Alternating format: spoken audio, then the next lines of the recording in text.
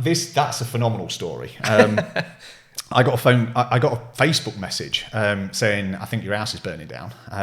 Then I had a quick look on the news, phoned the police. They wouldn't speak to me and tell me because I couldn't prove I was the landlord of the property. Woke up in the morning to a load of messages, people tagging me in Facebook posts, etc. The lounge kitchen was really damaged, but it looked like maybe it was started accidentally or not by the tenant. She was going through a few issues. The property caught on fire. The fire brigade went round and chucked in 2 fire brigade full of water and drenched the whole place down. Jeez. But what I managed to do, and I purposely did this to see if I could pass this on to this experience to others, I didn't go to the property once. I managed it all from 2.5 hours away, and it worked. I wasn't out of pocket at all. I've got somebody else in it. The place has been renovated. It's all sorted. The insurance paid out, and there's no issue. And I didn't go once. Hey, thank you guys for tuning in. My name's Gov, and welcome to another episode of the Property Newbie podcast. On this week's show, I had the pleasure of sitting down with Dan Coachafer, a buy-to-let property expert who's managed to build up a property portfolio of 15 buy-to-lets, which is just absolutely phenomenal. In this podcast, we discuss everything from how to get started in buy-to-let right through to the criteria that Dan uses to choose his investment properties, everything from the horror stories with tenants right through to how he manages his property hands-off. And some of the advice that he gives out is just absolutely gold for those that are looking to get into the buy-to-let strategy. As always, if you enjoyed the video, please be sure to like, please be sure to subscribe and turn on those bell notifications for more videos like this. And if you want to listen to the podcast on the go, we're available on Apple Podcasts, Podbean and Spotify, the links for which are all in the description below. But until then, get out your notepad and paper because there is some absolute gold in this one. Sit back, relax and enjoy the show. All right then, we are live in 3, 2, 1. Dan, welcome to the show, my brother. Thank you very much. Thanks for having me. Mate, I haven't seen you since March. No, it's been a while, hasn't it, actually? The last time I saw you, you were giving a talk at a Newbie event. I'm sure I'll give you like the worst slot, which was like literally just before the food. Just before lunch, yeah. Just after everybody else. Yeah. How you kept everyone motivated, I got no idea, especially when they were just after the buffet, man. Weren't easy, that's my word.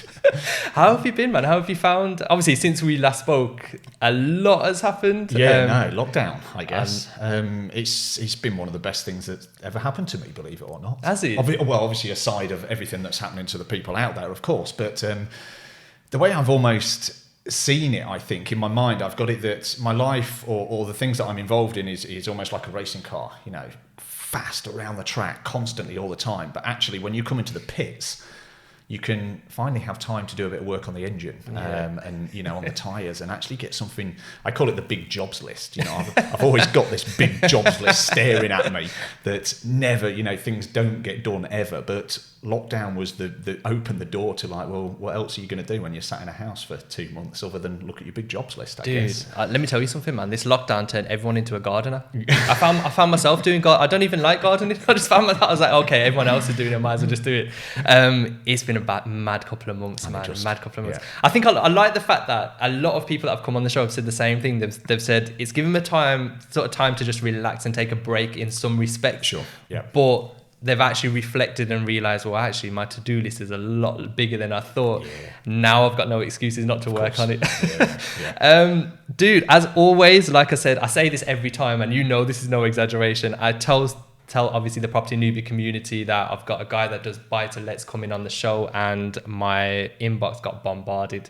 Like even my mates that are not in property go, you got a buy-to-let guy coming on, okay, we've got a bunch of questions that we want to ask him as well. Which is really surprising because it is so vanilla and dull compared to everyone else's strategy. I know, but it's weird because obviously, like I said, rent-to-rent is what's kind of in fashion right now, especially with like deal source and rent-to-rent, HMOs, all that, service accommodation, all of that. But ultimately, all of it leads to one thing, which is owning the asset, and the true sort of like building of wealth is actually buying the houses and owning them. But it's not that, it's we'll get into how many you own and how you've done that, but it is just phenomenal, man. It is just incredible. So I had to get you on.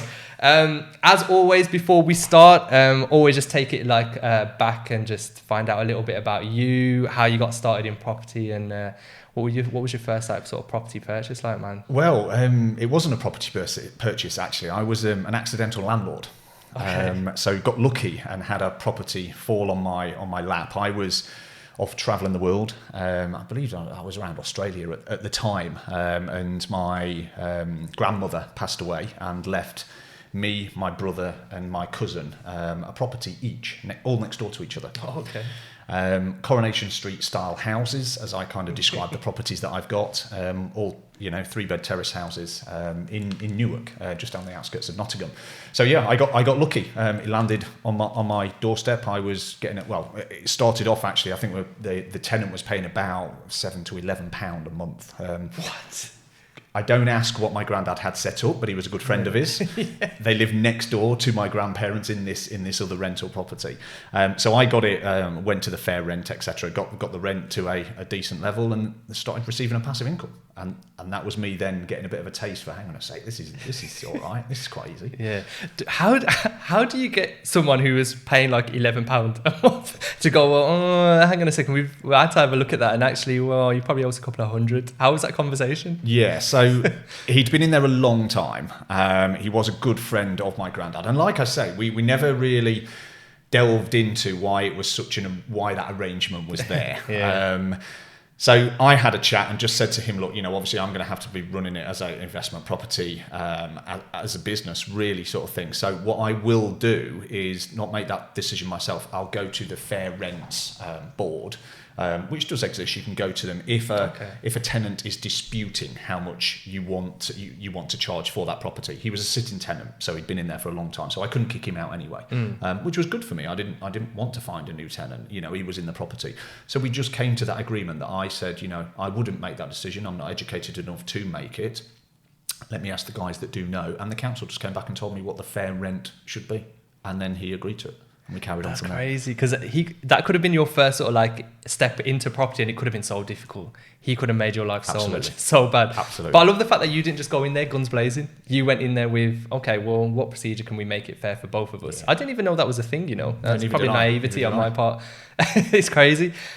So you decided to obviously go down the traditional buy-to-let route, which is in some respects quite refreshing, because obviously a lot of the guys that have come on here doing rent to rent, service accommodation, HMOs, which is amazing, deal sourcing as well. But you've gone down the traditional route of, I want the asset, I want to buy it, and I want to own it. What made you want to go down that route versus some of the other strategies? What was it? Well, it was mainly because I didn't know. Okay. So I didn't actively go looking, where I guess a lot of maybe the viewers and your followers are actively looking to get into property. Well, I wasn't, and I didn't know about property. Property came and found me. So once I accidentally received this product, obviously being a young man looking, well, I was off travelling the world, so a little bit of passive income coming in, which I didn't even know what it was at the time.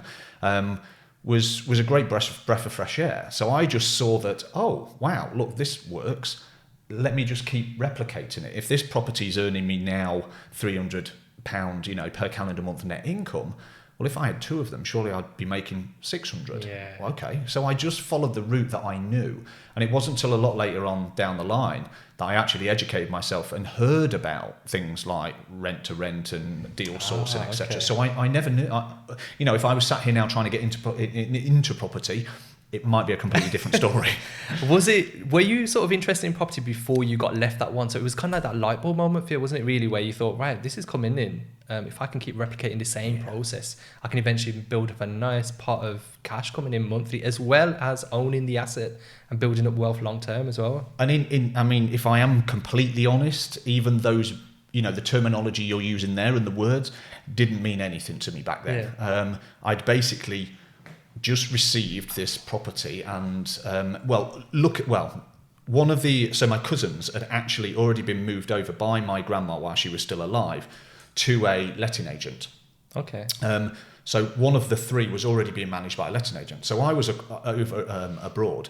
My parents just gave the property to the same letting agent. So I didn't even see it or touch the property at all. It just moved. It was managed by those. It already had a sitting tenant in it. Everything was all fine. It was just kind of left, and I was just collecting this money in my bank account. So I had no idea what I was doing. Yeah. Literally no idea at all. And then my journey on from there to what we could now call scale, my idea was, well, I'll buy them down the same street, because they obviously work, I'm getting a good income. So I did, and I've got 3 down the same street. My idea was that I was going to buy the street and rename the road. What would you call it?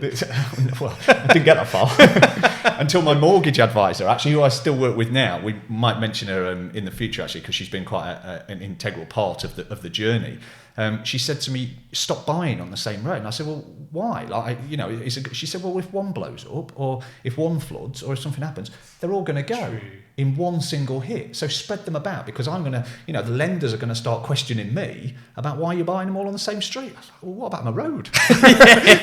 Oh, Dan Coachafer Avenue, man. That's got a ring to it. That's quite good advice. I love the fact that they were honest in that respect, because it is kind of a dream to own a street. But as you mentioned, like if you're not diversifying your risk, you can either do really well for a set amount of time, sure, or like I said, if something happens, a flood or any sort of like issues, or sometimes as well, notice streets over time deteriorate. You don't know how the area is going to pan out. Well, the only reason why I mentioned blow up is because actually 2 streets down, there was a family brewing vodka in the cellar, which blew up one of the houses, which is 3 streets down from where mine was. So I then phoned her up and said, "God, you were right. Like, imagine if that was in the middle of mine." Jeez. And just taken out 3 or 4 houses in one hit.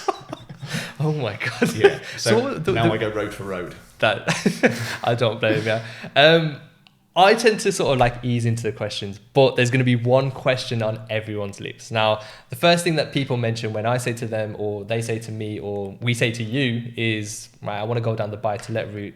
The biggest obstacle is, well, I don't have a deposit for it. So I don't have that money saved up, which is why other strategies are quite sort of fashionable in that rent to rent, you can leverage up a tiny amount of cash and you can keep building that up. Yeah. For newbies or anyone that wants to get into a traditional buy-to-let sort of strategy and properties moving forward, what advice would you give them to get that initial deposit? In terms of what advice would you give them in terms of like savings, or just general advice to say, right, well, start doing this and it will work towards a deposit to eventually go and buy a house? I think my best advice would be to stop spending it. And where I say that is, we could be earning 100 grand a year, but if we're spending 90 grand a year, we're actually only making 10 grand, whereas somebody else could be earning 30 grand, but only spending 10 and making 20 grand. So you don't have to be earning mass amounts to make the money that you need to be able to invest in something else. Now, don't get me wrong, and I understand that is more difficult than just said. On a monthly basis, I analyse every single pound that goes out of my bank account and know where it is. Now, that is, of course, extreme, and that comes also with a bit of a dodgy personality type as well, that I get enjoyment from it, whereas I know a lot of others don't. And also, I've compounded so much over the years and learned that if I can just save a little bit here, but do it on a large scale over time, it actually, turns into a lot that I will be saving. And then, of course, if you multiply that by a lot of different things, that turns into quite a big pot. Yeah. And that's where my money would come from. It's not letting anything leak out. And the reason why I mention I just look at my funds on a monthly basis is because I think people potentially, without that mentality, there might be money leaking away that actually they could recoup, or they could stop by just actually monitoring it. So even though it's not easy to live quite a scrupulously life, or whatever you would call it, it's good to know where it's going. Yeah. Because once you're aware of it, then you start thinking, well, actually, do I really need to spend that each month? How much? Coffees is a great example that everyone always uses. How much do you spend on coffee every month? Well, I don't spend anything. But if you're buying one a day, it doesn't seem like anything. It's just how much are they? 250, 150, whatever a day. Well, yeah, but there's 7 days in a week, and then there's 4 weeks in a month, and there's 12 months in a year. So how much is that over a year, and then 10 years? Is that a buy-to-let house? I don't know. My maths isn't that good, but it might be. It's so true. I think one of the first things that a lot of people tend to do, especially when they start to clock onto the fact that, okay, is there money leaking out, or do I need to save some money, is actually just look at their monthly subscriptions. You'd be surprised at how much you can just cut away without realising it. You might have a Spotify account that you don't use. Sure. You might have an Amazon Prime that you never order from. Yeah. And like you said, just keep the essentials enough to live and survive. But I think one thing that I pick on there, which is quite nice, is the fact that if you're gonna save the money, have a reason for saving it. There's no point being tight and then saying absolutely, and for no reason. Then you might as well live a lavish lifestyle if you haven't got a target for that.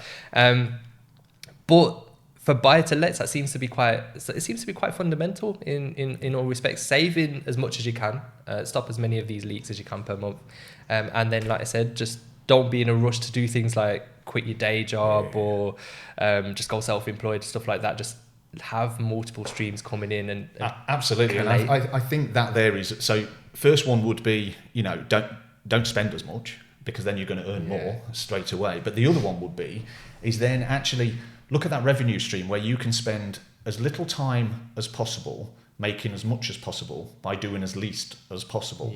And whatever that might be, I would always not challenge, but I would encourage a debate with somebody that's doing rent to rent for how much time, effort and energy they're putting into it to what income they're actually making. Could they turn their attention and skills to something else that would be easier for them to do, take them less time and make them more money? And if the answer is yes, it doesn't matter what it is. Go and do it. Get away from your rent or whatever that might be, but go and do that to make more money, to then ultimately use that money, whatever you were going to use the rent to rent profit for, use it from something else. See, the thing about buy to lets is you have to be looking long term. Like if you're saving multiple deposits of anywhere between 10 to 30,000, that's going to take you time, and you've got to have patience for that.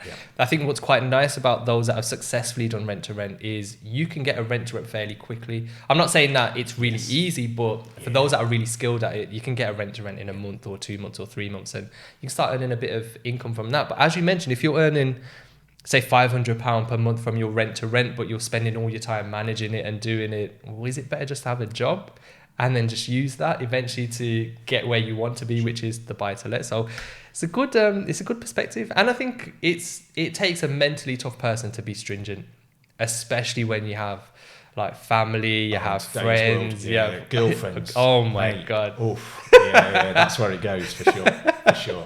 It's hard to make people. Which of course, you have to do as well. And I wouldn't never advise anybody to cut down all of that spending. Absolutely not. But just be mindful. That's all I would say. And if you can get away without spending something by doing the same thing, then go the cheaper route. If the car that you've got on the drive, do you need to be paying that amount? Is it kind of the same as another one that you could spend less for? Just if you had a look and analysed absolutely everything, I'm pretty confident that if you went through with a fine tooth comb, you would find some way of saving money by doing nothing different at all. And that's maybe the key. But again, like you say, you've got to compound that. It doesn't happen overnight. There's no instant gratification there. You're not getting rid of your Spotify and suddenly buying a mansion tomorrow. I think that's the thing. As long as you're looking long term, you're going to reap some incredible rewards when it comes to sort of like 40, 50, 60 years old. Do you know what I mean? I've got a couple of questions that have come in. Obviously, as always, you know how this show works. You get bombarded with questions, man.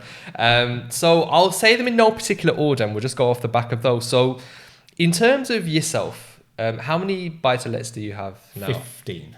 Jeez, dude, 15. That is goals, man. Tell us the process in terms of yourself when you're looking at, because I know you're looking at a 16th one now, aren't you? Yeah. What's your process in terms of area that you're looking at, analysing sort of like the area, the property, the figures, the numbers? What goes through your sort of like head when you're looking at a property as an investment? So first of all, I need to know what my ultimate goal is. In what am I actually wanting to achieve from this property, and what it is that I look to achieve. You could either go down, do I need a cash flow? Am I looking for long-term capital appreciation, which is where the real wealth is? Can I maybe balance those two at the moment?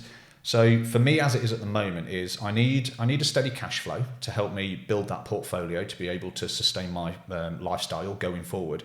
But I want these properties to be decent enough that I'm going to see some capital appreciation as well. So I kind of put a figure on the income that I want. So I draw a line of how much I will accept, how much I'll go down to, and then I look for an area. And usually you can do this almost on a price point. So to me, and of course there are areas that this may differ. If I'm looking below the 70,000, the area might not be the best for capital appreciation. Agreed. So even though I'm spending a little bit more money on the property and potentially earning a little bit less on it will actually, in the long run, because I know it's going to see more appreciation, I'm going to get that wealth from it in the future. So when I then go to refinance it, I could add on maybe, let's say, if I was looking for cash flow, I could add on maybe 100 quid a month in cash flow. Well, that's going to be no comparison to 30 grand over 3 years in capital appreciation. Yeah. So you've almost got to look at that bigger picture. So that's how I would choose the property, let's say, or the outside profile that I'd be looking for. And my area has to have that appreciation. And then on the other side, I need to net a certain amount from it. So that needs to tick. Otherwise, I won't go for the property. And then this is usually, I find, where newbie property investors maybe fall a little bit foul is they will stop at what it says here on this bit of paper of the numbers. Oh, this one generates 500 net per calendar month. Brilliant, I'll take it. A story I heard recently, and this is one I use quite a bit, is Dan, can you give me some advice and some help? I've purchased this property and it looks fantastic on paper. However, the estate agent nor me can get into the property with a potential tenant for the people that live on the street. I said, excuse me, what? They won't let them, the locals in that area, on that property, will not let my agent go in and show people to be able to rent this property. I can't get near the place because I'm not from around there. I didn't even know that was a thing. Neither did I. But it's the wrong property in the wrong area, and it looks good on paper. It looks good on paper. The numbers look good. It's got a good net income. So on the other side, I always work on two sides of the coin.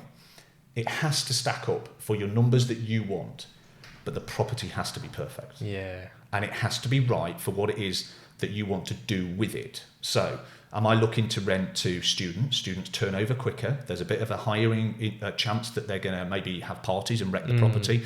I might get some complaints, etc. But they might pay a bit of a premium for it. So am I interested in that? Or for me, if we talk about me personally, I want a hassle-free. Like I want somebody to go into these properties and be in there for the next 20 years, and I don't want to really hear about them, to be honest. So for me, I would look for a young family who's looking to have more kids within the property. So I would look for things such as how far distance walking away is the local primary school. Okay. They're going to, if there's a school that they can get to, if it's convenient, is it on a big hill? Tenants don't like to walk up big hills. That's true. I only know that because I bought one on a big hill, and the turnover's huge. Sellers, why would I want a cellar? They don't go down there, they're dark, they're cold, they cause a little bit of damp issues, they don't add any value at all. Tenants don't pay more for them, so they're a hassle to me, and they're not beneficial for the tenant. Okay, cross off, don't need any cellars. All right, what else do we need within an area? We need jobs. Somebody needs to work, take the paying tenant. Is there any jobs around? Is there any factories? People who rent, or, there'll be a huge concentration if there's some factories. Is there a big curries or a cake factory, which is like I've got near one of my others? What else would I look for? So the jobs are there. Location around. So is there a train station nearby? Yeah. Is there a motorway nearby? So I work off a tick sheet really, and that would be for the area. If that ticks all of those boxes, I then go into the property itself and look at what tenants would like. They want, if it's double bedroom, they want a nice big double bedroom. Yeah. They want, they prefer a bigger kitchen over a small galley kitchen. So even though the numbers might stack up here, it might not just be right here. And if it's not, I just move on. There's plenty of properties out there until it ticks all of the boxes, and then I'll get on it. I love that there's no emotion involved on your side. Business. It literally is. I'll be honest, it's easy to get sucked into that, Oh yeah. I'm that guy that'll walk into a house and go, yo, this is amazing, and forget that I'm not even going to live in there, so it makes no difference, Joey. But I love the fact that you have your tick list, but importantly, you've got your criteria, and you're meeting not only your own numbers, figures to make it profitable for you, but you're actually looking at the end user. Okay, if I get a family in here, what are they going to like? And that probably is why your properties will fill for longer. Yes. Do you know what I mean? Absolutely. I do like that. You know how you just said this? I've got to take it back, man, because I know everyone's got questions. I need to hear more about this story about the not letting the estate agent, and I didn't even know that was a thing. So they physically didn't let anyone else come into that house. Did they have like? So the people on the street would come out when the agent went round and basically shoo them away and not let them go to the property. Jeez. It was only their own people, their own community that they would allow to live within these properties within this street, and the agent couldn't get viewings onto this property to get people in there. That is crazy, because the first thing that I thought of is with the lockdown happening, a lot of the viewings were obviously done online, Nothing and to do you with will lockdown. never be able to pick up things like that. And even if you did the traditional thing of, okay, let me see what the street is like at night. Yeah. No one's going to come out of their house at night. And it's crazy. I genuinely didn't know. It was a southern investor, worked with the deal sourcer. Deal sourcer had found this property and sold it on. And if you looked at the numbers on paper for comparables around the area, the properties around that area of that spec rent for decent money, and it was a good price. So to the untrained eye, and for the ones that just go off the numbers alone, great investment, yeah, brilliant. Not so much now until you can't get a tenant, and then your numbers disappear. Two sides to every coin. Two sides. Yeah, that's an eye opener. That, because like I said, you go in with the sort of like, obviously you will know this because you've got the process refined, but for a lot of us, we'll just be looking at, okay, is the house decent? Do the numbers add up? And kind of get a tenant in? But as you mentioned, that's only scratching the surface. Yeah, sure. I got a couple more questions coming, obviously. In terms of, you said there that you want a certain cash flow per month. Do you go down the repayment or the interest only sort of like route for your buy to lets? What do you think I would do? Interest only. Why? Because you've mentioned appreciation and you've mentioned cash flow. But have you got an exit plan? Although you want appreciation, we just don't know how the world's ever going to end up. No. Do you have an exit strategy for, if I do go down the interest only, I'll still be able to pay off that lump sum later on? Or Sure. I see the properties as a vehicle. So where you mention there's no emotion, there isn't. They're a product. I like and I enjoy making my products exceptional for the customers, and the customers are my tenants. Okay. So I provide a service that they pay to live in there, and I service them well. I look after those customers, and those customers stay with me. You know, they become my repeat business. And actually, I've got a few that have moved between properties. So with that being a vehicle, the long-term strategy that I have is actually not to exit. So I don't intend to sell the properties. Okay. I intend to pass them on and pass them down. Now, the reason for that is because I can then use them for the net income on a monthly basis that is going to continue to come through, and I can also refinance.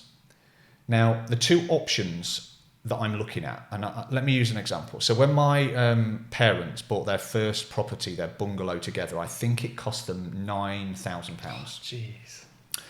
They took out a £6,000 mortgage on it, and they used a repayment mortgage.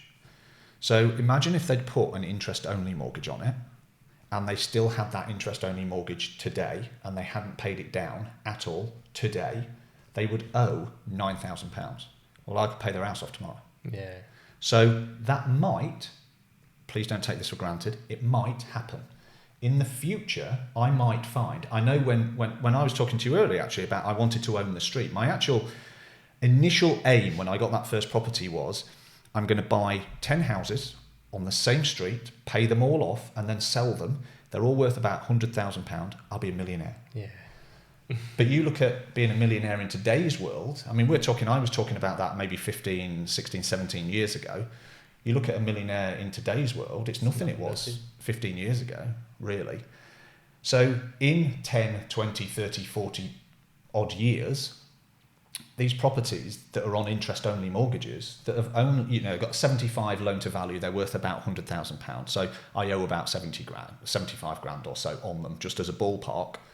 What's 75 grand going to be in 20 years? I don't know. I might get lucky. I might be able to pay it off out of my back pocket. Might be able to. But with the non-exit is anything that's in debt can't be taxed.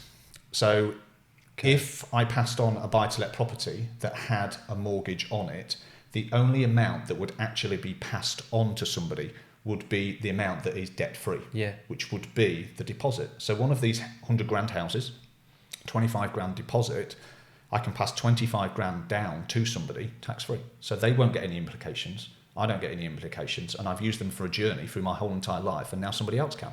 Jeez, that's smart. I didn't even think that was a thing. I think there what's quite nice is, like I said, if you do choose to keep it long term, houses tend to appreciate over time regardless. I mean, there's some areas up north, like Middlesbrough and places like that, which just the prices will just never change. Do you know what I mean? But you're right. If you can find the right house in the right place and not be in a rush to pay it down. And I think this kind of ties in to the next question, really, which is sort of like leveraging your position to scale up. Obviously, you've worked your way up from like your initial one house all the way up to 16. I've had a question come in from Benjamin, man. So shout out Benjamin. He was on the podcast actually last week. He helps me out a lot, actually. He's good lad. He's an amazing guy. Speaking sort of on that front, how quickly can you scale up? And what methods do you use to scale your buy-to-let sort of portfolio up? Not very quickly. Yeah. And this is why I guess, buy-to-lets are the vanilla strategy out there. They're not exciting. They're not glitzy. It's not glammy. You're not going to, own a mansion overnight or be driving in a Ferrari anytime soon, unfortunately. But yes, it does take a while. However, once you get those wheels in motion, and the snowball starts to roll, it's surprising how quickly the portfolio will start to generate. So I refinance after 2 years usually. So I usually fix in for the first 2 years and then I'll refinance after 2 years. That first 2 years flies by if you're constantly buying maybe every 6 months or so, because once that first one is refinanced, 6 months later I've got another one to refinance. 6 months later, all of a sudden, hang on a second, I've got another one to refinance. But of course, you have to go through those first years of pain of trying to buy a property a year and saving for the deposit, and then you'll refinance after 2 years, which might let you then be able to buy the next one, etc. So the start is really slow. Obviously, we talked about other revenue streams. The more that you can get, wherever you can get your money from. I actually I don't work with outside investors or anyone like that, but what I have done and I will do is borrow from family members on a good return, and they can give me a deposit for this property, and I can say to them a year later, do you want me to give you a return on that, or do you want your money back? And often it's like, oh, hang on a second, it was just sat in our bank doing nothing anyway, you're giving us enough money to go on holiday. Oh, it's a free holiday. Keep it. Okay, brilliant. That gives me another year of that money. So, and then sometimes as well, you can also balance it off in the fact of like, go to the bank of either mum or dad or to brother or girlfriend and say, actually, I've just found a great property here. I haven't got the money for it at the moment. Can I borrow it for this time, or just until I've got to refinance in 2 months? Can I just borrow 25 grand, buy that property? 2 months later, you pay it back with a sweetener of an extra grand on top, or take the girlfriend out for a meal. So that bit of moving. Yeah. I like that. In the sense that sort of you're sort of raising finance in a different route from everyone else, because a lot of people when it comes to sort of like raising finance and raising funds, it's to do sort of like a refurb project or maybe get their rent-to-rent business starting up. But you're like, yo, give me the money, which is not doing anything anyway. I'm going to put it into a property. I'll give you whatever percentage return, considering they're not getting anything in the bank anyway, because bank rates are just ridiculously low. You benefit, they benefit, because it's kind of weird. It's only until you get into property or you start business that you realize there's cash everywhere. Yeah. You just don't know how to get access to it. Yeah. But I love the fact that you're actually using that process to actually leverage your own position and help other people out as well. So yeah, I do like that. Also, if you go family members as well, it always also stops all the complications with mortgage lenders, etc. Yeah. So you can just have a quick transfer of 25 grand from a parent, from immediate family, absolutely fine. Buy the buy-to-let property, 2 months, 3 months later, refinance another one, get the 25 grand out and pay them back. Do they have, because I obviously had a broker on last week. When you go to the bank and you have a gift per se from like a family member, do they say, well, actually that's not your own funds, or are they totally fine with it when it comes to sort of the buy-to-let? If they do, my mortgage advisor is answering the question for me, because it never comes back for me. Okay. So they don't. While it's a family member, there's never any questions asked. No, that's perfect. I thought as much, because like I said, I had a broker on last week who said gifts are perfectly fine. But then it will be. I never get asked for it, so I can only assume. Yeah. This is not financial advice, by the way. No, definitely not. Please don't sue us, man. Had a couple of other questions come in, but just before we get onto these, so just a sort of like a personal question for myself. When you're going down an interest-only mortgage for a buy-to-let, do you have to show them that, despite you not wanting to pay that term off, do you have to show them that at the end of the sort of term, I will be able to afford it? Is there any sort of checks that they do in that sense? It's a really good question, and a question that I can't answer. The reason why I can't answer it is because I don't do it myself. So I work with a mortgage broker. I believe we've got a question about power teams. It's so important in this game to rely and lean on experts where you're not an expert. You know, as we've just mentioned there, whether it gets cut out or not, I don't know. We can't give financial advice. We're not trained. Exactly. We don't know what we're talking about. We've got a bit of an idea, maybe. However, for me to be able to be successful in what I do, I need somebody that knows the answer to those questions and can help me out on it. And my mortgage advisor is one of those people. Now, she has mentioned previously, I've never seen one, I've done you a business plan. They needed a business plan. They needed this, this, and this. So I think she ticks a few boxes for me and gives information. She knows my business inside out. She actually works with me in what I do, but she provides that information. So I think, yes, you probably have to just say to them, this is what my exit strategy would be. This is what I'm planning to do. How much detail you have to go into, I honestly don't know. It's interesting you say that, because I didn't know this, because I've never used a broker before. I've just gone down the traditional route of, okay, let me just go to the bank. Don't tell me you go to the bank. I'll go to the bank. Come on. Mate, this was about 3 years ago, and I didn't realise at the time. And obviously it's only until I had Shazad on, which is amazing. You guys need to check that podcast out. It's incredible. That he's like the counsellor, the firefighter. He goes... A lot of the times my clients don't even know the issues that come up because I've already dealt with them. Yes.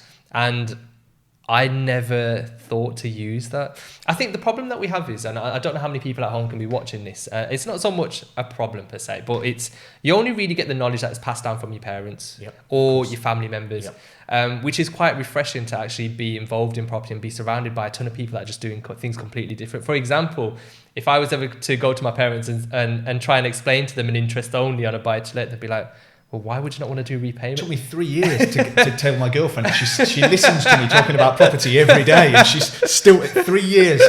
I've got it. I've just got it. Like, finally. It's crazy. It's not mainstream. No, it's definitely not mainstream. And one of the things that, like you said, sort of like a broker and a decent power team, which I'll get onto, is they can be gold if you can find the right one. Absolutely. And what's nice is everyone's helping each other. They're helping you get through the process. They're getting paid. You're getting what you want, and it's amazing. I've got a question that's come in from Fast, which is a really good question actually, and something I'm a little bit curious about myself, is how quickly do you fill your properties once you've brought them? And do you self-manage, or do you have a sort of like letting agency that you're really good with? So I enjoy the setting up stage, basically. So when I first acquire a property, then it's under my management and it's under my control. And what I will do is go in and I'll add, let's say, mini value. I can see that a property that looks old or run down, not in bad condition, I'm not talking about any major building work, etc., but I can go in and give a property a really good makeover to make more money on the rent and make it ultimately more attractive. And I know it'll force a little bit of capital appreciation just from looking slightly different in 2 years' time. Don't get me wrong, you can't do it over the short term, but in 2 years' time, freshen it up, make it look modern, make it look nice. So initially, I have full control over that. While that's going on, I have my letting agent market the property for me, and they will usually come round while I'm doing that light refurb on it to show potential tenants around it. I will usually have one lined up for the day that they will set the date, and that's the day I come out of it. So I'll ensure everything's ready for the day that they want to go in. They usually get snapped up and taken straight away, and I have very, very few voids. Okay. But it comes back to what we talked about before. If I just bought off the numbers, I would have issues, I would have voids, I'd have problems. But because every single property has to be right, and if it is right and it is in the perfect location, it's the perfect property layout, it's perfect for the tenant pool that I'm trying to attract, it'll always be sought after. It'll always be top of the list. I like that. It comes back to the groundwork that you put in first, doesn't it? And like I said, you could have everything perfect up until you're trying to get a tenant in, and then all of that hard work that you thought you'd put in is just gone. Absolutely. That's smart. And in terms of getting people in, is it sort of once you just leave, is it just letting agency? They'll do all the checks and everything, then it's sort of like hands off for you. And so then back over almost to the power team again. I have a trusted agent. So the minute that the tenant goes in there, the agent then takes full control of my property. So I then move on to the next project. So I do the sourcing, I look for the properties, I go in, I first fully renovate, I do my renovations, I get them round, I'm in control then. The minute that one's behind me and it's got the first tenant in it, then the agent does it all for me. And I then don't see it and don't deal with it. Then it's completely passive in it. Yeah. But that's what everyone's after, in it, the passive income. Yeah. Just sort of like a question for myself. I'm just a bit curious. So imagine someone's got their first buy-to-let. The 2 years has passed. They've seen that their house has appreciated, and obviously they've been paying obviously the interest back. That's cool. And they come to refinance it. At what stage would you sort of look for the property and then refinance? So would you just refinance it, get the chunk of cash, and then could just continue your search of your property? Or would you try and have a property ready to refinance and boom, straight into that one? It's a great question because I've got a really good example in the fact that I've currently got a property at the moment with a mortgage advisor. I'm waiting for the valuation to be done and I haven't got the money to buy it. Yeah, okay. Zero money at all. So I know though that in 1 month I've got another refinance and in November I've got another refinance. So if it doesn't stretch out that long, which I don't think it will do, I need to find about 25 grand from somewhere. So all it will be is mum and dad or brother or girlfriend, can I borrow a quick 25 grand for a month and this one is going to refinance on the 1st of November and I'll give you it back then. Yeah. So it depends. And the only reason why I would put myself in that situation, one, because I like being in that situation, because I've got to find the money. I'm buying a house. They think I've got the deposit. I've given proof of the deposit, which was using somebody else's money to show a bank statement. So I want to buy that property. I found a great property, but I wouldn't actively go looking if I haven't got the funds just yet, or unless that property came up. So I haven't gone to try and get myself in that predicament. A property came up, I viewed it, it was perfect. So I've taken it on board. It's going through, and I'll make the rest happen down the line. You love working under pressure, do you? Yeah. I can tell. Yeah. I love the fact you're like, okay, everything's set now. I need to find the money. I've got a month. What I'm going to do? Stop playing the guitar on the streets. Yeah, because I was just sort of curious in that respect. In sort of what order you do things. I think with yourself, you're always quite active in that respect, because you're always looking for the next property, the next deal, the next investment sort of like purchase. My question to you would be, and like I said, if you're looking for areas that you think are going to appreciate or know that are going to appreciate, what are you looking for in those specific areas? Because you've got your criteria in terms of your schools, your motorways and your jobs and all of that. But what are you looking for in terms of an area as a whole? Are you looking at broader things such as, I don't know, government input? Is it like a regeneration area? Is it, what sort of research are you doing in that respect? I think a really good one, I don't know where I came about this actually, is supermarkets. Okay. So, I don't know if my research is accurate or not. However, I'm pretty convinced that supermarkets spend a hell of a lot of money on working out where to put the next supermarket. Like they don't go off a whim, do they? Let's be fair. True. Aldi aren't going to put a supermarket in a village. Like they know something's going on. Yeah. So if you suddenly, all of a sudden, get your Aldis and your Lidls popping up, and then a Tesco's maybe comes in, and then, oh, hang on a second, there's a bit of government, funding going into putting there's going to be a bypass around somewhere, or maybe like Middlesbrough, we've used Middlesbrough, all of a sudden the government are putting 10 million into the university or something like that. Well, you don't put 10 million into a university if the area is not going to grow and suddenly get students. True.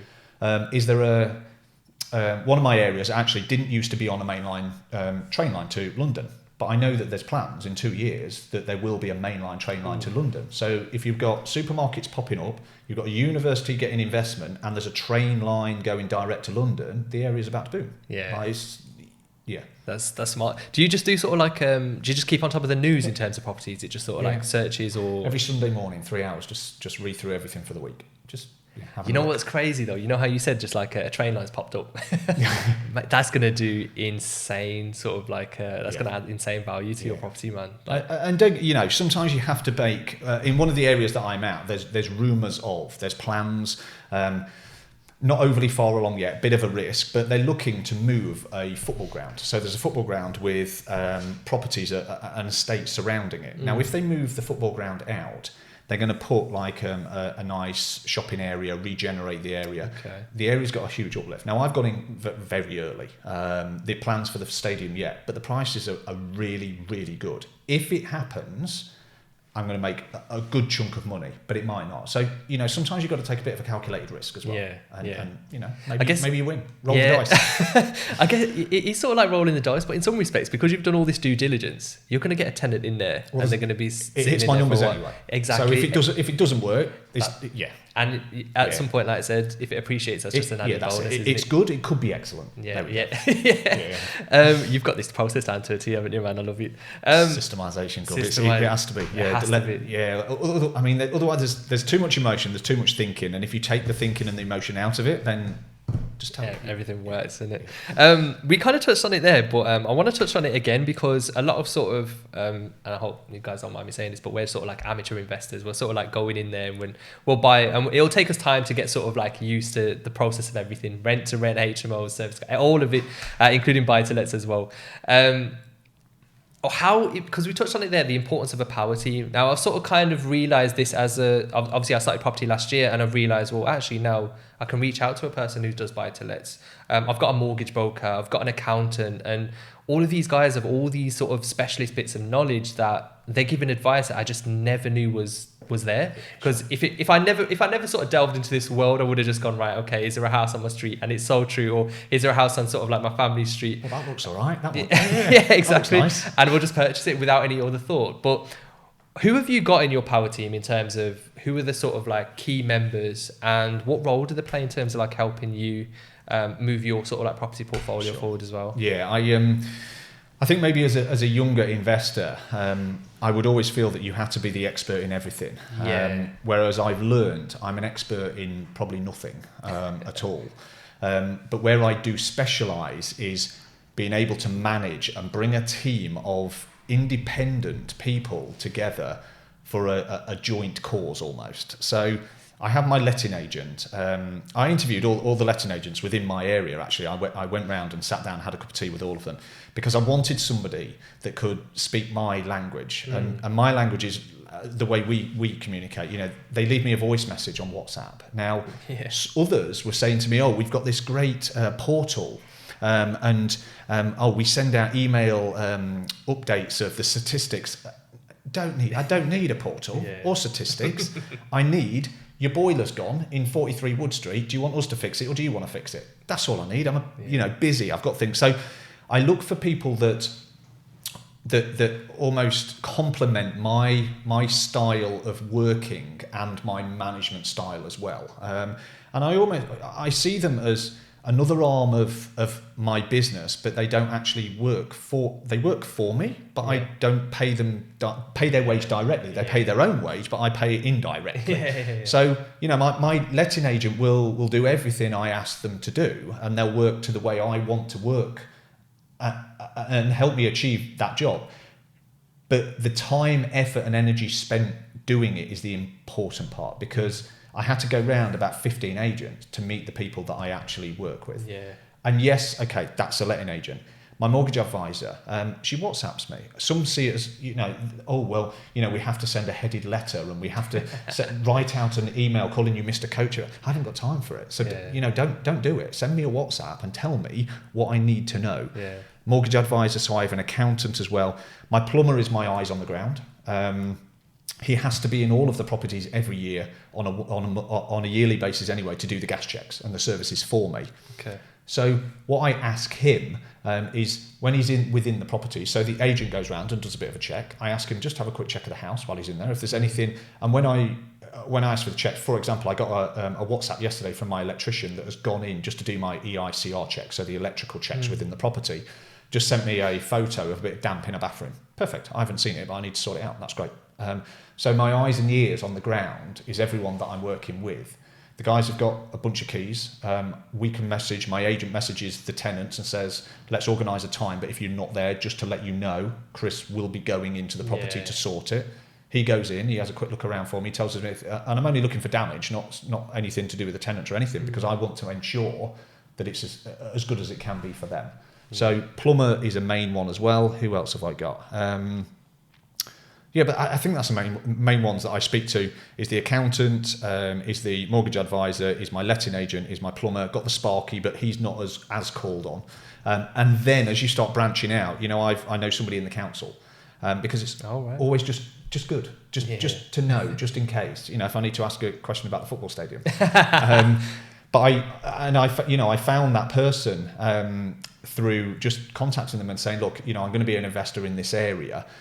Is there anything I need to be aware of? Because I want to make sure I'm working with you guys rather than against you. All of a sudden, I've got a friend in the council. Perfect. Got someone on the inside, man. Yeah. And then it stretches out, to a glazer, to a to all of the trades that don't get relied on that much, but I will use my people to do the jobs. Yeah. I love that, because there's a couple of things there, in the sense that, number one, you like to keep it just old school. None of this sort of like we need a computer with a portal and a login, and then you just want a WhatsApp say everything's okay or not, if you need it fixing or not fixing. I like the fact that you've got certain tradesmen, such as your plumber and stuff, that will probably pick up issues that you may not even consider. I don't know how much tenants tend to just report things that they might not see as quite serious. That's the thing, you see, and maybe a tenant won't want to hassle the agent. Maybe they can't be bothered. Maybe they don't see it as a problem. Exactly. But for me, just fixing that little bit of damp for them, it'll keep them there longer. While they're in the property and paying anyway, I'm better off doing the work rather than waiting for it to be empty. Yeah. And I need to protect my asset. Yeah. So if I've got his eyes on the ground, he knows what something wrong looks like. It's not his, it's not his domain, but he can let me know so I can then send somebody else. I love the fact that a tenant wouldn't complain about that anyway. Like if you just come in and you're already on top of it, they're going to be loving it. Yeah. That's incredible, man. And like I said, I love the fact that you've got certain tradespeople in certain areas. I mean, you even mentioned a glazer. With regards to that, did you have them already ready, or just sort of like found them as you went along? Yeah. And even now, if I have a gap of something I need to be done, I will always go off recommendations. So I'll just ask everyone in the area who recommends who, give the person a try, give them a chance, see how they're doing. And if they are good and we align and we can work together, then they will then become my trusted person. I like that. Yeah. And I think one thing I really like there is the fact that you went round and you interviewed the letting agents, because you, in some respects, you kind of forget that you're bringing them business. Oh, absolutely. And that letting agent is the key. You see, they're the pinnacle point of my portfolio. Like I say, I'm focused on the property that I'm acquiring. Well, there's 15 others over there that somebody needs to keep their eyes and ears on. So they can obviously screen out all of those tenant questions. But what they do is they'll send me a WhatsApp message with a photo saying, we've just done the annual check or the 6-month check on the property. Everything's all fine except for X, Y, and Z. We've just got these photos. Do you want us to act? So, and I've asked them to do this. Do you want us to act, or are you going to do it? So I will then say, actually, you know what, I'm back in the area and I don't mind. There's a fence panel. I want to go around anyway. Like I've got nothing else to do, sort of thing. So I can go and fix a fence panel. Alternatively, no, can you send my person, not yours, my like person? That. Can you send Chris? And they all know them now, like they work with them anyway. Can you send Chris round and get him to sort it for me, please? Do they mind in that respect if you use your own? See, because I thought they would have been pushing for their own, because obviously they make a bit of cash on the side for that. But that's where you pick an agent that doesn't. That's where you did your interviews. Yes, and some of them will put even up to 10% for finding. Yeah. No, I'm not having none of that. No.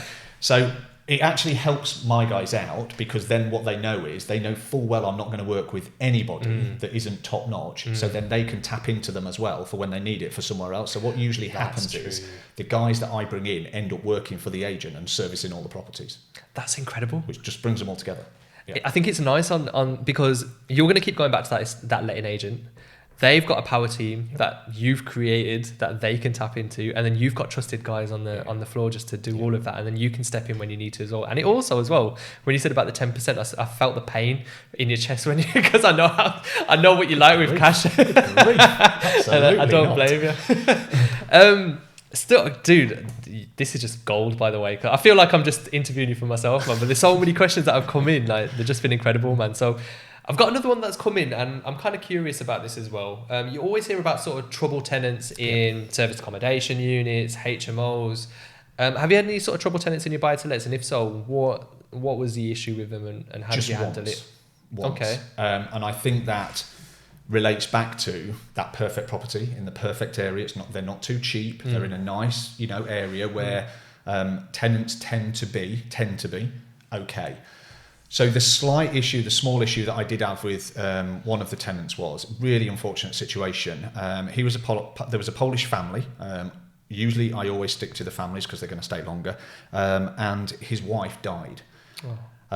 He then turned to alcohol and lost his job and stopped paying the rent. So I tried to work with him, seeing what we could do to support, but he just went off a slippery slope. So it just came to the end stages where he then kind of barricaded himself in, stopped communicating with us altogether. So I just actioned my agent to be able to serve him notice, to go to the council to see if we could help him out, to sort him out that way. The council found him somewhere and we were able to move him on and move him out. That's the only issue I've ever had. Through COVID, through nothing, I've not had any voids, anything at all. But I'm 100% certain it comes down to the fact that do not just look at the numbers. Yeah. You've got to look at the other side of the coin, look where it is, what it is. If you get that product right, it can be hands off. It can be hands off. I love the fact that when you deal with your problems, you don't deal with them with sort of like all guns blazing. You don't go in there demanding things, even though it's kind of like your asset, your baby, you're paying for it, and there probably is a little bit inside you that's like, okay, I need to deal with this sort of ASAP. But I love the fact that you just go in with compassion, and you still went in there and tried to sort it out reasonably. You sort of like spoke to them, you went to the council, and it goes all the way back to your first ever property when the guy was paying like £10 a month. Like, you just look for a nice middle ground where you can try and help all parties. I do like that. You kind of... You see, I think as I see with, I have customers. Yeah. That's what they are. They're renting a product from me. I need to provide them with a good product. And of course, in business, there's always going to be something that goes wrong. Yeah. I've got 15 properties. Of course something's going to go wrong. I thought I'd got lucky until last Christmas or whenever it was, and one of them burnt down. And I thought, that was bound to happen. It's got to happen sooner or later with the size of the portfolio, the amount that I've got. It's bound to happen, and it did happen. All right, we'll forget the next question. We need to touch on that for a second. What happened regarding that? Well, that's a phenomenal story. I got a Facebook message saying, I think your house is burning down. Then I had a quick look on the news, phoned the police. They wouldn't speak to me and tell me because I couldn't prove I was the landlord of the property. Woke up in the morning to a load of messages, people tagging me in Facebook posts, etc. The lounge kitchen was really damaged, but it looked like maybe it was started accidentally or not by the tenant. She was going through a few issues. The property caught on fire. The fire brigade went round and chucked in 2 fire brigade full of water and drenched the whole place down. Jeez. But what I managed to do, and I purposely did this to see if I could pass this on to experience to others, I didn't go to the property once. I managed it all from 2.5 hours away, and it worked. I wasn't out of pocket at all. I've got somebody else in it. The place has been renovated. It's all sorted. The insurance paid out, and there's no issue. And I didn't go once. You never saw it? Never saw it. What was the sort of mentality behind that? You just wanted to see if you could physically do that? I get asked a lot, can you manage properties from a distance? Now, I used to live abroad. For the first start of my life, I only came back to the UK 3 years ago, and I lived abroad and managed the portfolio abroad. Okay. And people ask me now, can you live away from these portfolios? Do you need to be there? And the answer is absolutely not. No. Yes, I go to them when I first acquire them, but during lockdown, I lived in the property and slept on a blow-up mattress for 5 days to turn it around.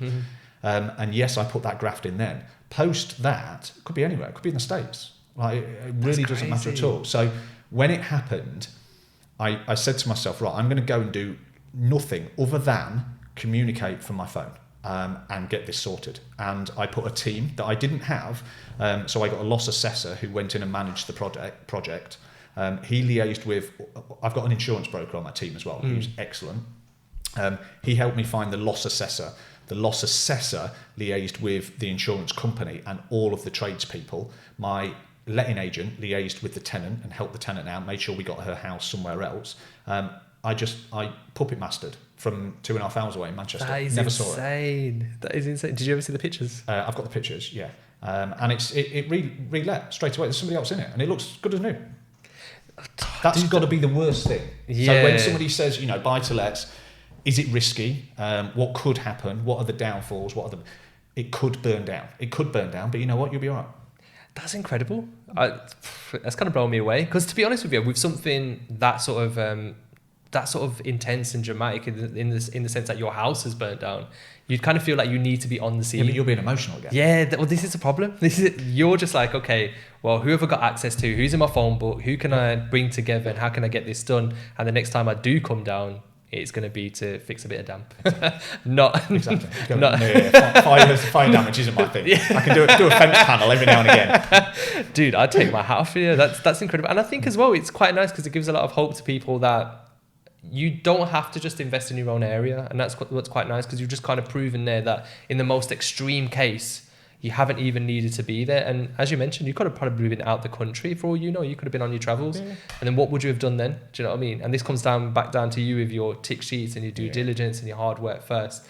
And also probably a little bit of your experience kicking in as well over time. And that's crazy, man. I do like that. That's amazing. I've had a question come in from a good mate of mine, Deepak. He's asked, is there any ways to reduce or avoid paying stamp duty? Because I know that burns a lot of people. Yes, get somebody else to pay it. And what I mean by that is forget about the stamp duty, because it has to be paid. But if you look on the other side of how you negotiate and how good you are, negotiate the stamp duty down enough that the person selling the house pays for it rather than you. It's always going to be there. It's always going to be a cost. Factor it into your numbers, and when you're negotiating, build it into your numbers. So that came up actually as a question when we were at the Newbies event last year, didn't it? And somebody said, has paying the stamp duty slowed you down? Yes. And my answer is, well, no, I just have to look harder for a better deal, because all I do is add that on to the purchase price of the property. So the purchase price has just gone up by 3%. So now it's £103,000, right? Well, I just need to negotiate it now down further to get the amount that I wanted. So it's not a factor. So you play it in the sense that that's a cost that has to happen. That cost has to happen, but you start negotiating from that on top of put it into the price. Yeah. So if it's like stamp duty, call it the cost of the house. I think one of the things that I noticed, and this is obviously speaking off camera, when you go to purchase your buy-to-lets, you always go under 125. Obviously tying that back in with sort of like stamp duty and stuff like that. Is there a reason why you always go like under 125? That's the ceiling. Is there any sort of like logic behind that? Well, in normal time, actually still now for buy-to-let investors, obviously stamp duty kicks in at 125,000. So you go from paying 3% extra to 5% extra, which obviously then starts to add up the price. So your numbers would have to stack up better. But if we're speaking very general terms, I mean, I use a sweet spot. So I've mentioned a couple of times that I don't go below that 70,000. And I've just got that generalness that if I'm under 70,000, the area isn't going to see enough capital appreciation that I want. I also, as you rightly say, I cap at 125, because that then puts me into the increased stamp duty area. But generally, again, and don't get me wrong, you can find properties out of this sort of sweet spot that I call it. The rental amount that you can achieve from a property doesn't go up with the property price. So if we purchase a property for 125,000 and we were making 600 quid in rent, if we double that to 250,000, we don't naturally make double the rent on it. So usually what happens is the price starts to get more expensive, but the rent doesn't go up at the same speed. Okay. So that sweet spot in the middle is usually where you can get the maximum amount of rent for the price that you're actually paying. I think generally. I think as well, in terms of like appreciation, there's probably more scope for appreciation in some respects. If a house does depreciate from 125, I mean, how far can it really go before? Because there'll always be some value in it. Well, that's it. And I mean, depreciation is an interesting one, because where we've talked about, I'm going to hold these properties for life. Well, it wouldn't really matter, and it doesn't really matter to me if we have a little bit of a blip in the market. Now, we can sit here now and I can confidently put a lot of money on the fact that in 10 years' time, property prices will have gone up. 100%. They're not going to go down. They don't go down. However, within that 10 years, they might go down a little bit. But does that really matter to me? So if my house is worth 100 grand, but next year it's worth 80 grand, well, as long as the tenants stay in there and I don't refinance it, they're still going to pay the same rent. Yeah. So actually, if it goes down by 20 grand, okay, that's fine. But in 10 years, it goes up by another 40, it's fine. It doesn't matter. It's okay. Yeah, I like that. This kind of brings it on to my next question, actually. So obviously we've got a lot of people that have started property like companies. Obviously I'm one of those as well. Would you purchase through a company or personal when it comes to buy-to-let, and what sort of the advantages and disadvantages of both? Sure. So I have properties in my own name, and I have properties in limited company. I started investing in a limited company when the tax rules changed around not being able to claim the mortgage interest, basically. So it made it more tax efficient to be able to then invest in a limited company. However, the answer to this question is a question that gets asked so frequently on Facebook, which couldn't be the worst place to ask this question. And the simple answer to that is because a accountant, somebody that is qualified to be able to answer that question, needs to know the background of that person, but also the in-depth strategy of what they're looking to achieve, what their goal is, where they're at the moment. They need to know about their personal finances, their career path, potentially what their wife, spouse does, etc. There's so many questions that factor in to whether the answer is it's best for you to invest in a limited company or in your own name. That when you just drop that question in Facebook and you get 1,000 replies, limited company all day long. And Dave down the pub hasn't got a clue. He hasn't asked any questions at all, but he's there giving you that financial advice. So I would say there's pros and cons of both. But you need to ask a professional, and you need to lay your cards on the table of exactly who you are, what you're doing, and where you're looking to go, and they will be able to answer that professionally and put you on the right path. Yeah, it's kind of like ties back in with the conversation I had with Shazad when he came on, the mortgage broker. He said, well, you've got to start how you mean to go on. Yeah. And then when you do get to a stage where you feel like, okay, the benefits, you speak to an accountant first, the benefits are actually better to put things into a company name, then 100%. That's the route you should go down. Got another question come in from Mr. Gwyn Thomas. We'll have to do this quick fire. We've got a lot. I could have you here all day, man. I'm telling you, should be paying for this consultation, innit? And you guys can pay me for this advice as well. So we've got Gwyn Thomas coming. So he's got obviously I know you're good friends with Gwyn. He's such a laugh. He was actually the second guy to come on the podcast. He was just phenomenal. Having so much knowledge and experience that you do with buy-to-lets, are you not tempted to use sort of more investor finance to accelerate your sort of like purchasing of your properties and your investment sort of portfolio? Or is it you're just sort of like on your path doing your thing? What are you sort of like? Would you ever consider that as an option? Possibly, yes. I don't like involving others when it comes to their money. One, not that I don't trust myself, but I always think that if you borrow money from anybody at all, you should treat it like you're borrowing money from the mafia. And I would care so much about others that it would always worry me and play on my mind that I was playing with their money, even if I was confident in the strategy that I was doing. I have a plan. I have a goal, which is set over the next 2 years, short-term goal. And that's going to get me to a financial position where I want to be within basically rinsing and repeating the buy-to-lets and the product that I'm sort of stocking at the moment. And that will get me to another line in my life where then I need to put the next plan in place. So that then potentially where I will be looking at maybe other strategies, something a little bit bigger, something a little bit different. But I like to know what I'm talking about. I've actually got one HMO, and the reason why I took it on is because I get a lot of questions and people talk to me about HMOs, and I don't like to talk about something unless I've done it, felt it, and I actually know what I'm talking about 100%. So I bought a HMO and I fully renovated it and set it up as a HMO, so I knew what I was talking about. And there's a lot of strategies out there that I don't know what I'm talking about, and they aren't my specialists areas. And until I could spend the time and really get invested and involved in them to learn them, I would never just jump into that deep end. I would always want to get educated first to know what I was looking at. Yeah. No, I respect that. And I think that's where some of the emotional probably creep back in for you, in the sense that, if you're so conscious about other people's sort of like cash outside of friends and family, that it might, even though, like you said, you know exactly what you're doing, you've got 100% confidence, soon as it's someone else's money, the doubt starts to creep in. Okay, is this right? Will I be able to get them with the return? But I like the fact that you're honest about that. And like I said, you'll probably be working on some huge developments in 10, 15, 20 years time, man. When you got that. Sat on a beach in the Bahamas on my phone managing fires. Taking a selfie, this is real passive income. Yeah, exactly. Just to sort of like wrap this up, because it's just been, like I said, it's been an hour and 10 minutes of just pure gold, man. So I thank you very much for that. What's the sort of like future plans for yourself in terms of like your buy to let portfolio and just plans for yourself in general?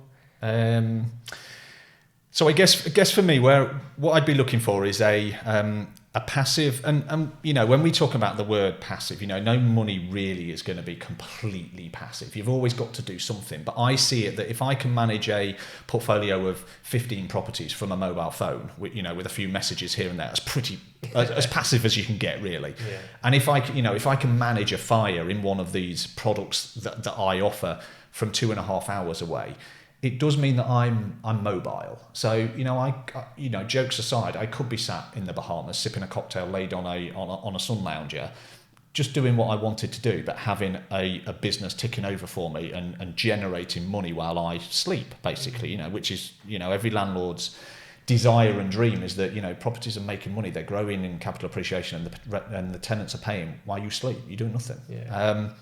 So I have an amount that I want to generate on a monthly basis for cash flow. And then post that, once I've hit that, which will be over the next 2 years, I'm then going to start looking into where maybe Gwyn sort of pulls on the bigger projects, etc. What I'd then look to do is just go out of my comfort zone a little bit. Me and my mates, luckily we didn't. 2 mates that I've got actually completely different fields. One mower magic, bit of a shout out there for mower magic if you want a lawnmower.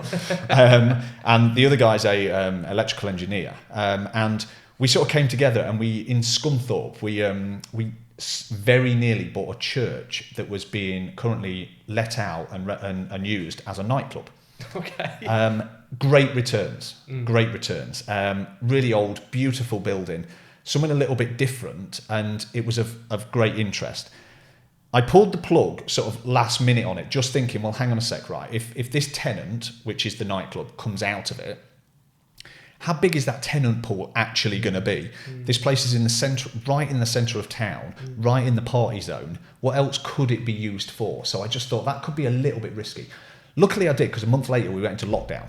And nightclubs are pretty much now done. Jeez. But that would be the kind of thing I would, once I've got my infrastructure set up, that I could, if I wanted, stop everything and sit on a beach, and everything would be fine. I've got enough, you know, income coming in to support my lifestyle.